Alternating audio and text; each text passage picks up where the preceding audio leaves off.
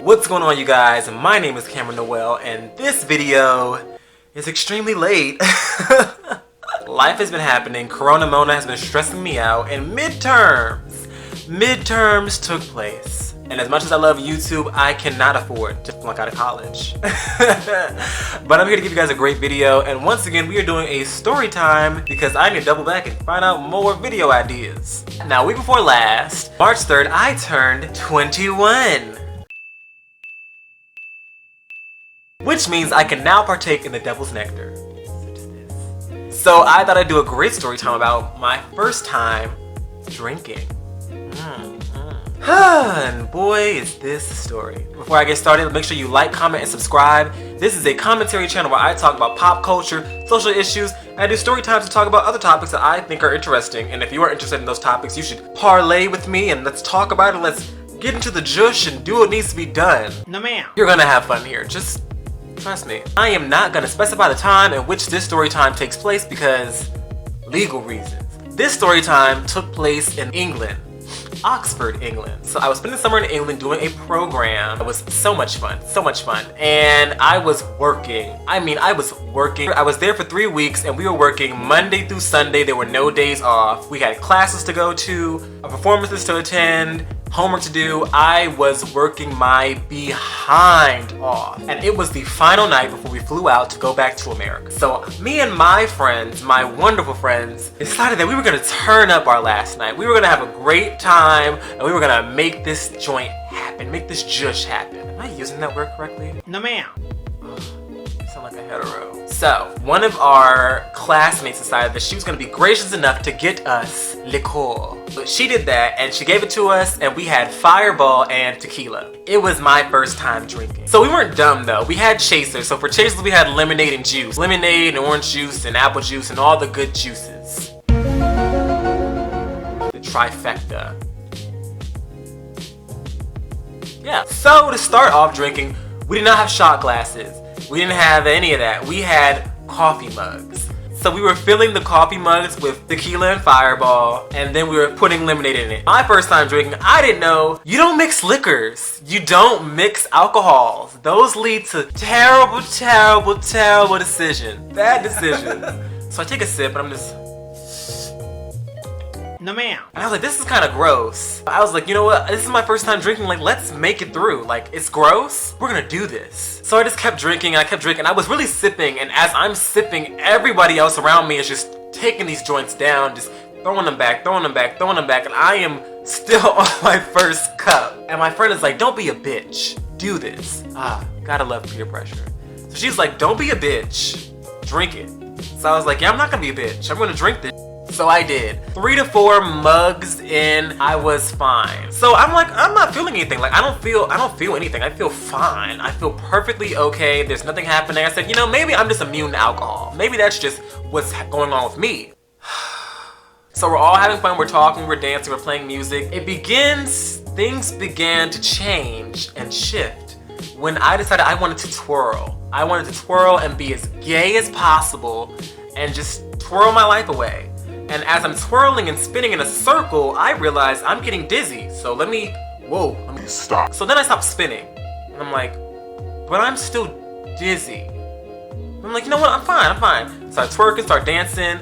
Eventually, I started spilling some of the liquor and I was like, you can't really, when you're the person spilling liquor at the party, it's time to go. So I made my decision, I said, hey y'all, I'm gonna go to bed and leave. Because mind you, this is our last night. We were flying back to America the next day. I had a flight the next day. So I was like, you know, I'm gonna go back to my room, I'm gonna get some sleep so I can make it to the flight tomorrow because I don't wanna be stranded in England. And I wanna make it back to my country. So I went across campus, because we were staying on a campus in England, in Oxford, England. And I went across campus to my dorm. Now, my dorm was at the very top. So there were about 8 to 9 flights of steps. And the steps were very narrow, very small, and very stacked.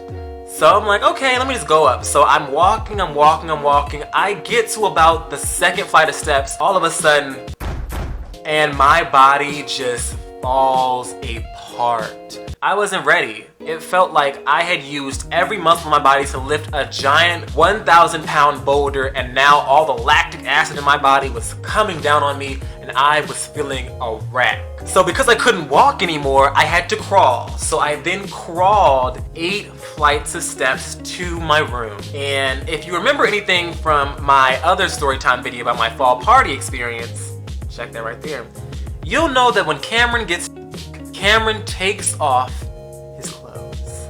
So I did. No ma'am. So I went to my room and I stripped down to my underwear. And I was just walking around, talking to myself, acting crazy, looking in the mirror. Is this really happening? Laying in my bed, not being able to go to sleep. I could not go to sleep. So I ended up hearing talking outside because all the other people in the program are just talking. And it turns out they were also partying as well. So what do? I decide that I'm gonna go outside in my underwear and give out hugs. Because who doesn't love a half-naked black man giving them hugs? Everybody was pretty receptive. They knew I was drunk. They knew I was acting out of pocket, and they embraced me. They let me give hugs. They talked to me while I was in my underwear.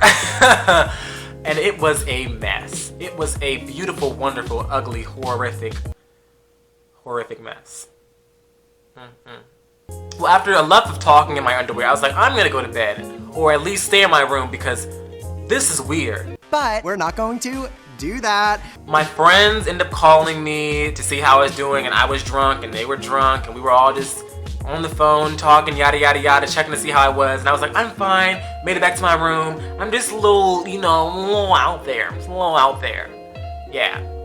So then on top of me being drunk, I decide I'm gonna call my ex-boyfriend because... So after that, I realized, oh my gosh, I've had a lot of liquids. I've had a lot of alcohol. I need to pee. But I knew there was no way I could make it to the bathroom. So in my room, in my dorm, there was a little personal sink with a mirror.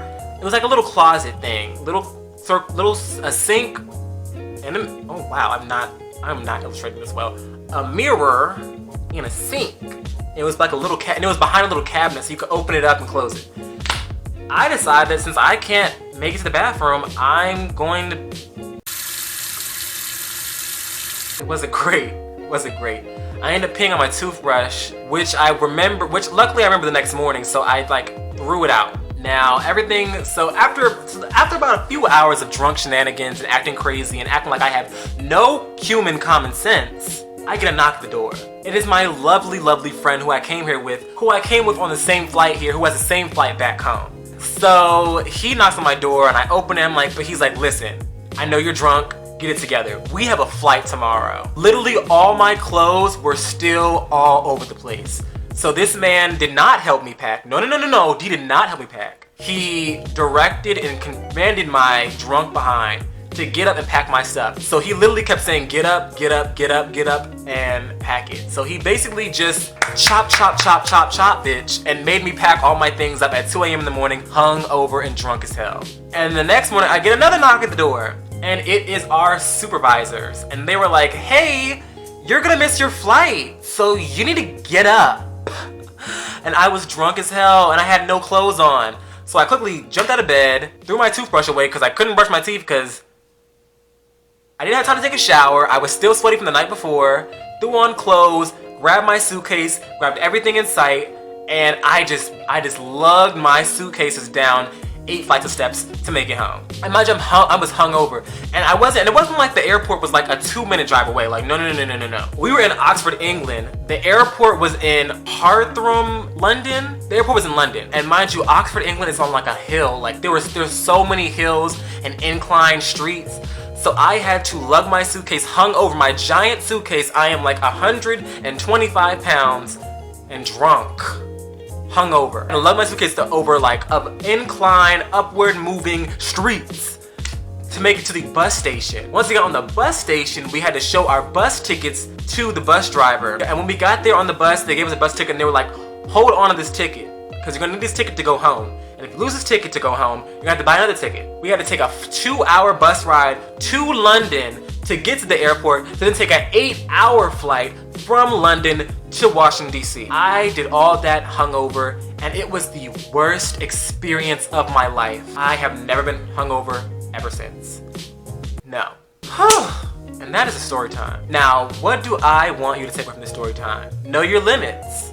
Drink with people who you know and trust. Drink responsibly. If you're gonna drink for your first time, don't do it in a foreign country. And yes, London, England is a foreign country. They speak English, but it's not my country. That's it. That's story time. That's all I gotta say. That's all I'm feeling. That's all I'm giving to you right now. With that being said, that is the end of this video. I hope you guys enjoyed it. I hope you found it entertaining. Thank you guys for supporting my channel. Thank you for clicking on. I appreciate it. Like, comment, and subscribe. And remember, wash your hands. Corona Mona is out here. Don't let her get you. All right? And I will see you in the next video.